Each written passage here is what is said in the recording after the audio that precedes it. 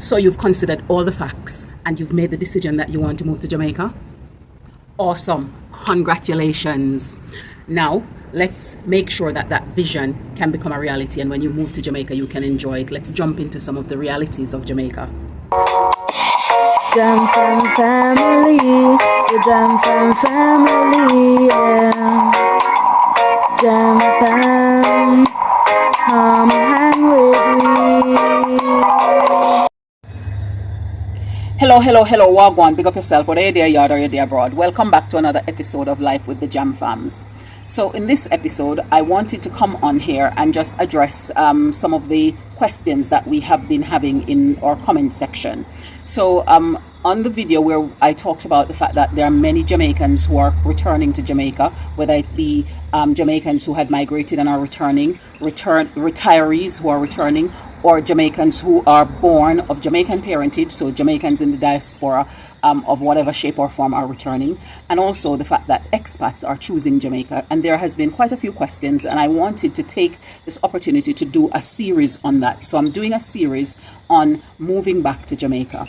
And there is no better place to start than to address the question of what should I do, or how should I take the narrative that is out there. So of course we all know the Jamaica narrative that's out there.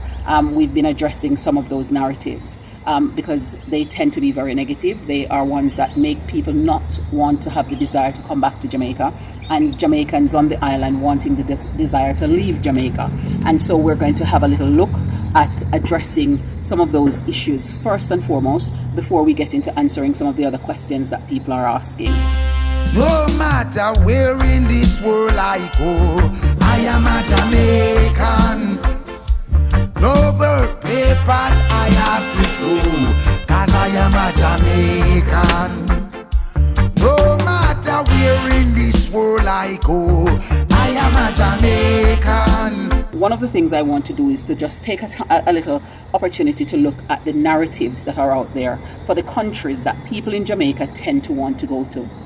So those countries that majority of Jamaicans tend to move to are United States of America, Canada, and England.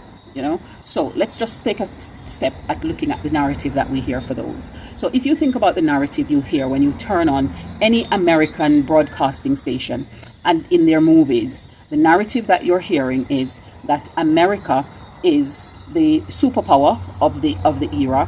America is the best place on the planet. America has all of these grand things and the perfect American dream. And it also showcases lots of migrants flooding into America because they want the American dream. Okay, so that's the narrative we get. So it shows that America is the grand super place that everybody desires and want to go to. And that's the ideal that is showcased. However, you find that there are other people who are showing another narrative and another side of America and another story. They are showing things that have to do with mass shootings or people being gunned down or by the police on the street. They are showing homeless people. They are showing people who are going hungry and on the streets and having to go to the different food shops and shelters in order to be able to support their living in America, because they're not earning enough to be able to do that. And so it's showing all of these other challenges and difficulties that are in America, because people are showcasing their experience and their reality. And the powers that be have their narrative that they want to also portray. So there are two sides to the story, and then there's the truth. So let's have a look now at Canada. So in Canada, when we hear about the narrative from Canada, what you tend to hear about is lush green space, a melting pot of people with a lot of different, with a diverse culture and people from all different walks of life across the world, and a sweet haven that accepts and takes people in. And then the other thing that people are also showcasing is the weather in Canada, the severity of its coldness and people getting significantly ill as a result, and then the contrast in the summer when it gets extremely hot. People are also showing about the cost of living in Canada, how expensive it is. Houses, for example, are even more expensive than they are in their neighboring America. from the statistics that are available. And also, people are also showcasing the fact that the transport system in Canada, especially when you're not in Ontario, tends to be one where people need to get around by themselves in their own vehicle. And it shows car insurance, for example, being very expensive.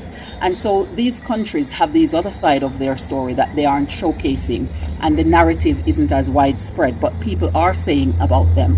And if we look at the UK, for example, one of the things that the UK is known for is its grand governmental policies, but these are constantly being reviewed and reflected on, and people are constantly criticizing some of these that are being made. They're also known for their education, and however, people in the country are constantly criticizing the processes and the ways of the British education system. They're also very well known and well established about their health care and that they provide. And if we examine the healthcare system in the three countries, you need a high premium to pay for healthcare to be in America, in Canada.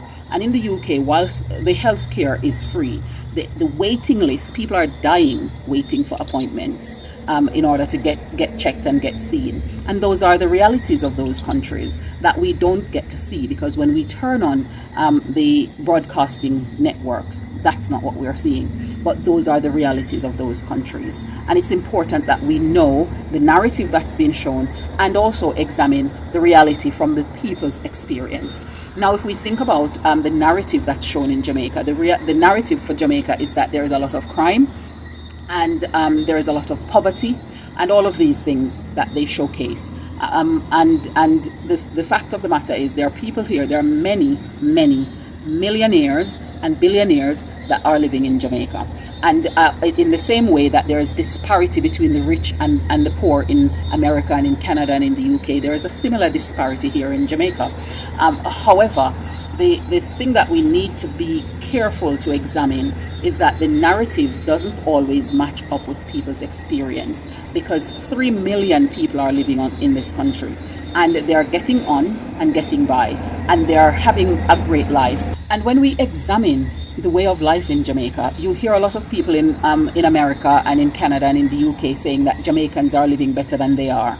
And the fact of the matter is, a lot of times that is very true, because most Jamaicans own their house outright. A person living in one of these other countries own it with debt. So they're having to pay. So if they can't pay, then they have no house, for example.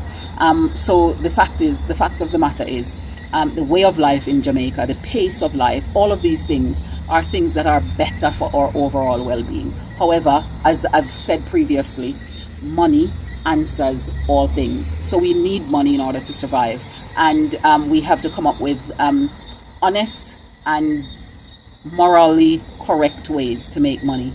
And therefore, that's how it is. And so people will want to go away and people will want to return for lots of various reasons from their own experience. And so I'm just going to interest you actually in a game so join me in playing this game, and then just let us know at the end of the video what you think about what I'm about to say to you now. When you think of Jamaica, what red flag comes to mind? Please write it in the comments down below. When you think of the USA, what red flag comes to mind? Now, what if you thought of Mexico? How about France? Now, keep those red flags in mind if you did it privately, and if you wrote it in the comment section, then thank you for playing along. Now, I want you to look at these statistics that I'm going to post here. It's the number of gun-related deaths in the US, Mexico, Nigeria, France, Jamaica, and the United Kingdom in 2019. It's the most recent public comparison that was available. Stereotypes are widely held fixed images or ideas of a particular person, place, or thing. Unfortunately, for many Jamaicans, home and abroad, they think that Jamaica is too dangerous in which to live, to the point that they think I'm sugarcoating Jamaica's safety. Well, here you have it. Some hard facts. Have you stopped to ask yourself, why is it that when it comes to crime in Jamaica, it's overly exaggerated? Why is it made to seem that no one can live on the island or visit and be safe? Unfortunately, this type of narrative of Jamaica is making its rounds in the public domain. I've made a decision that I won't join that narrative. I'm not ignoring the fact that there is crime in Jamaica. There is crime everywhere in the world. Jamaica did not even make it in the top 12 on the gun-related deaths list. Jamaica was at number 64. That's lower than Canada, Italy, and Germany, to name a few. How then did such stereotypes about Jamaica seep into the Jamaican perceptions of the country in which they reside or call home? When did Jamaica become the poster child for crime? Since when did Jamaica get badged as the murder capital of the world? When Jamaicans tell their story of safety from their experience, there are those who want to silence them or label them a liar. This is a sad state of affair. Until we see Jamaica as a full country with varying experiences, most of which is awesome, the narrative will not change. It starts with us as Jamaicans. We have a duty to drown out the noise and showcase Jamaica authentically, because Jamaica has many stories.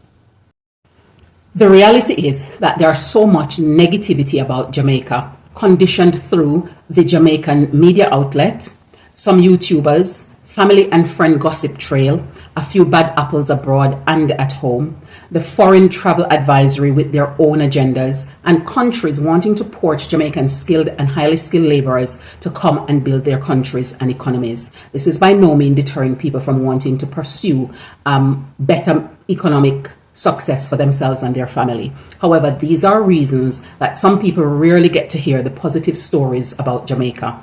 We are still influenced by the colonization, fear tactic, and negativity in storytelling, and we're oblivious to how much it's hurting and breaking the indomitability of our people. We need to assess our subconscious thinking and start to figure out where did these stories come from and start to tell Jamaica's story, because the future of Jamaica depends on it. Any murder is one too many, and Jamaicans should collectively look out for the greater good of each other. We share the statistics with you to convey the reality that Jamaica's crime is not as bad as they try to portray. And as a small island as ours, news travels and is made more grandiose than it actually is, especially when it's bad. The media needs to make it their responsibility to search for more inspiring, motivational, and transformative Jamaican stories and experiences to share.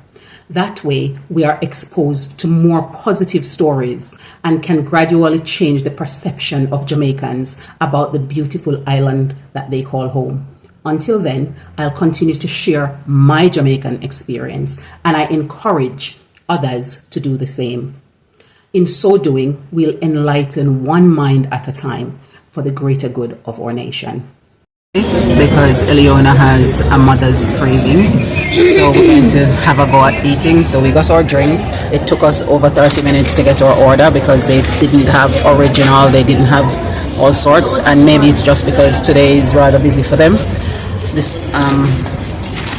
because I haven't been here enough times to see if this is the norm, but we're just going to show what we got and then we're going to indulge.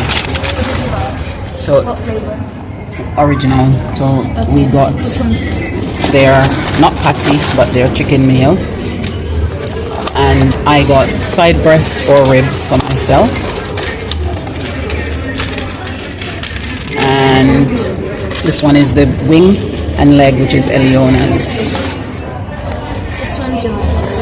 And so we're going to tuck in and we'll come back and let you know how it was. So that's the one that I got. So we'll go and see how it is. And she has her concentration face on. The good thing is, given that it's just done, it's hot and nice.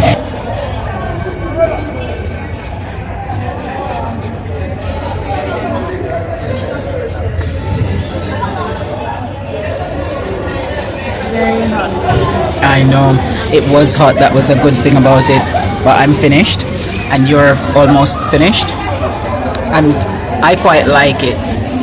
I think you think so.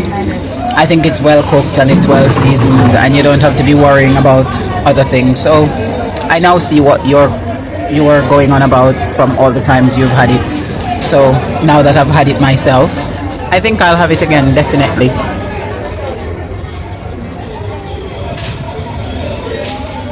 Next time, I'm definitely having Burger King. I was thinking probably we could have pizza as our next craving, but Burger King sounds good to me. Oh, how about Wendy's? Yeah, the next time we go to Kingston, we can get Starbucks. Okay, but Wendy's is over the other side. You know where we went to get the medical test? Over that end, there's a Wendy's near the Island Grill. So we could go there. Okay, so well, we'll see what the next craving is going to be, and we'll roll with that. And now we're going to make our way to our taxi stand so we can head home with our shopping.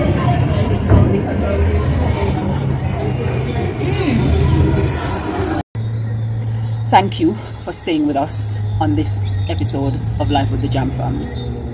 We look forward to seeing you in the next one, so bye for now.